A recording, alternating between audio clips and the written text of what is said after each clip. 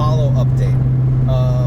He seems to be doing well. He's pretty positive overall, but his wound is looking a little festery, I guess. So I sent some pictures to the doctor. She wants to take another look at him, so we're on our way right now back to the vet, and we'll see what they have to say. This area right here is the area that I think is going to open up. It's hard, and when there's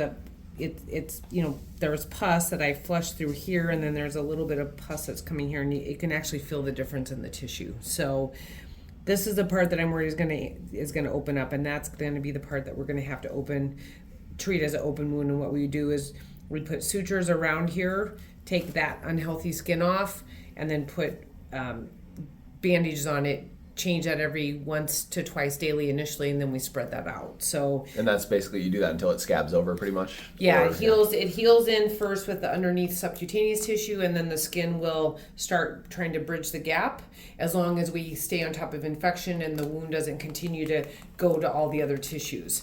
That's why we have to. We don't want to take this off too soon, because I don't know, is this part down here going to open up? Is it going to go all the way up here? Is it going to go all the way up here? We have to see, is it just this part, or is it going to start undermining and going to other parts of it can undermine all the underneath the tissue. Mm-hmm. So he looks good. This is hopefully we're going to clean it. So you're just going to take this and just gently clean over this, try to keep the goop off. I mean, I did this already and I flushed it, but this is just trying to keep it clean so we can keep it from pocketing more underneath there. Okay, and it might look bloody, it might look crusty, but that's what you're really looking at. And this is going to start separating away as the body's like, yeah, see, it's already starting to do that as it's unhealthy, and then underneath we're going to see all that underneath tissue. Okay.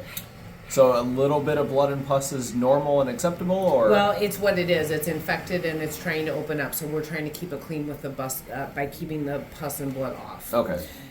If this opens up tomorrow, then you're going to be back seeing tomorrow. If you see that this is separating away from the sutures, and it looks like it's starting to lift off, we'll have to see it tomorrow. But I think probably Friday is going to be better, because then we should know if we can actually take that part off. Yeah. Okay. Okay. Okay. Does that make sense? Close eye on and it. You can always send us pictures. Yep. This doesn't have to do with activity. This is all because it was a badly infected wound to begin with. Okay. If we always worry about infection on a sterile incision, but on an incision that was that we had to do this with a huge amount of that bone and tissue, it was exposed. Even though we cleaned and flushed and we did it as sterile as possible, infection is always a complication. But you can right away, but it's still gonna happen. Yeah. Yeah. You can't eat that. Okay, Mr. Man. Cool. Okay. He's so cute.